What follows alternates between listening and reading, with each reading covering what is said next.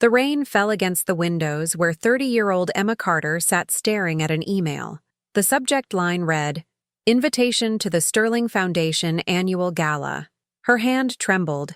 Inside was an invitation to Boston's most prestigious charity event, hosted by the Sterling family, the same family that had adopted her 20 years ago and made her life hell before she ran away at 16. The Sterlings had no idea who Dr. Emma Carter really was.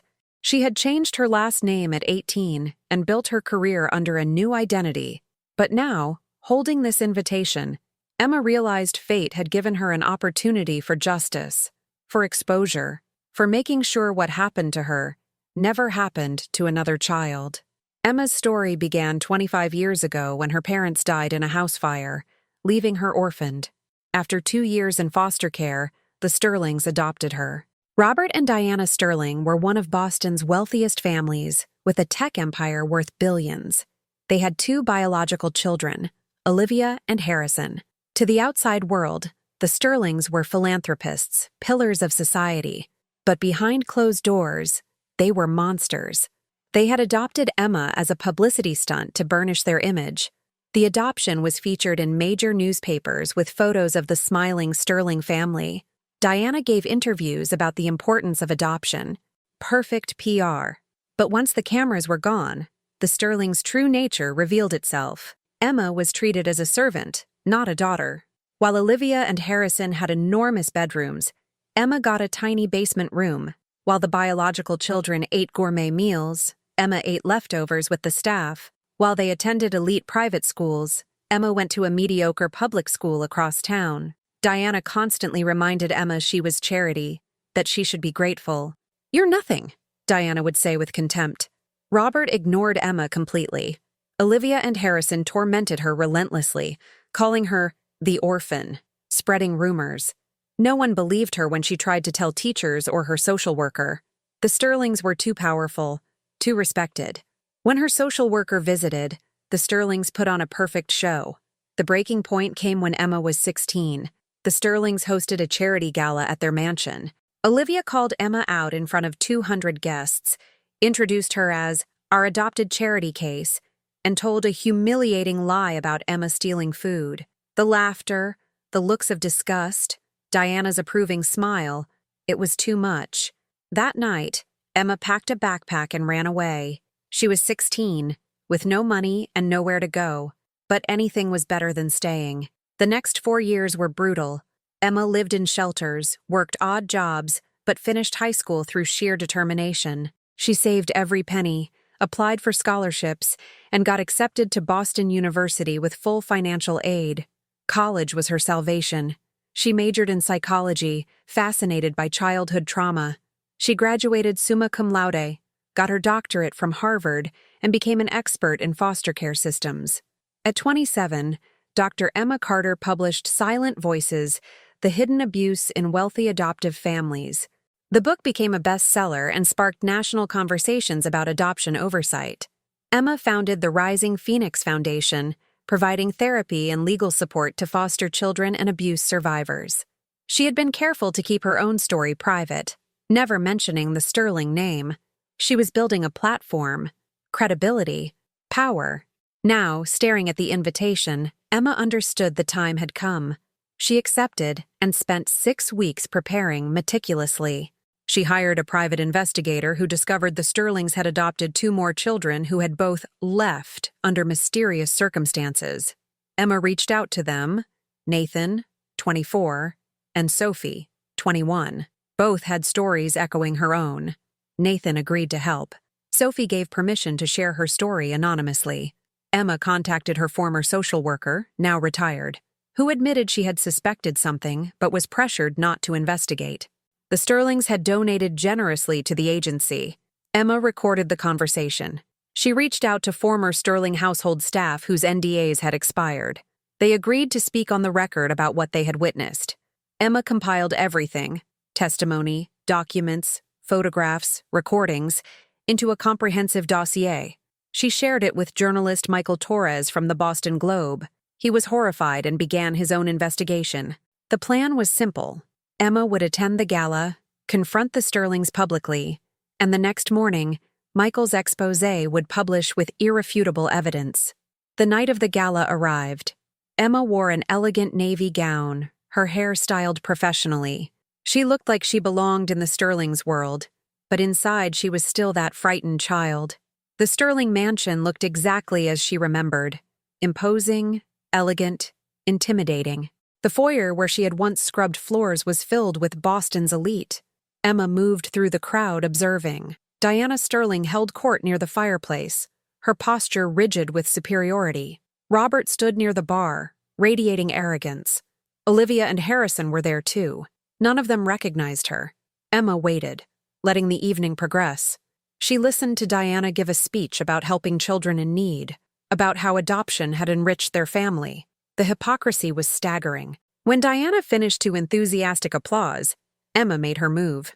She walked to the stage and said loudly, "Mrs. Sterling, I don't know if you remember me. My name is Emma Carter, though you knew me as Emma Sterling, your adopted daughter." The effect was instantaneous. Diana's face went pale. Robert turned sharply. Olivia and Harrison stared with shock and fear. The conversations died away. "I think you're mistaken," Diana said, voice tight. "We did adopt a girl named Emma, who ran away at 16. We searched but never found her. It was a terrible tragedy." "A tragedy." Emma's voice was calm and clear. "I call it survival. I ran away because living on the streets was preferable to spending one more day being treated like a servant, being humiliated and abused by your family." The crowd was silent. "That's false," Diana said. "We treated Emma like our own daughter. We gave her everything. You gave me a basement room, leftover food, secondhand clothes.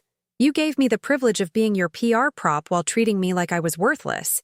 You gave me trauma that took years of therapy to process." Robert stepped forward. "I think you should leave. Security." "I'm not going anywhere," Emma said firmly. "Not until everyone knows the truth. You adopt children not to help them, but to use them. And when they're no longer useful, you discard them. You can't prove any of this," Olivia hissed. Emma pulled out her phone and connected it to the sound system. She had paid an AV technician for access. "Actually, I can. I've spent 6 weeks gathering evidence. Testimony from former staff, statements from Nathan Chen and Sophie Rodriguez, the 2 children you adopted after me. Records showing all 4 adopted children left under suspicious circumstances." She pressed play. Nathan's voice filled the room describing his years with the Sterlings, the neglect and abuse. Then Sophie's voice, shaking but determined. Then a former housekeeper describing what she had witnessed. The guests stood frozen. Emma showed photographs, her tiny basement room, documents showing different schools for biological versus adopted children, financial records showing the Sterlings claimed tax deductions while spending minimal amounts on adopted children's care, emails between Diana and Olivia mocking the adopted children. The evidence was overwhelming. The crowd's expression shifted from curiosity to shock to disgust. Donors pulled out phones to cancel pledges. Board members distanced themselves. "Tomorrow morning," Emma said, "the Boston Globe will publish a comprehensive investigation. Everything I've shown you tonight will be public record. Your foundation will be investigated. Your adoption licenses revoked. And most importantly, you will never hurt another child the way you hurt me, Nathan, Sophie, and the others." Diana lunged forward, composure shattering. "You ungrateful bitch. We saved you. We gave you a home. And this is how you repay us?" "You didn't save me," Emma said quietly. "You almost destroyed me. But I survived. I built a life helping children like I was. And now I'm using everything I've built to make sure you can never do this again." Robert grabbed Diana's arm. His face was ashen. Their reputation was destroyed. "Why?" Olivia asked. "Why are you doing this? It was so long ago." Emma looked at Olivia. "Because moving on isn't the same as letting go of accountability. Because what you did was wrong. And because if I don't speak up, you'll do it again. The world deserves to know who you are." She turned to the crowd. "I'm Dr. Emma Carter, child psychologist and founder of the Rising Phoenix Foundation. I wrote Silent Voices about hidden abuse in affluent adoptive families based on my own experience in this house. I'm sharing my story publicly because silence protects abusers. Because every child deserves dignity and love, not to be treated as a servant or charity case. The applause started slowly, then grew until half the room was clapping. Security escorted her out gently, respectfully.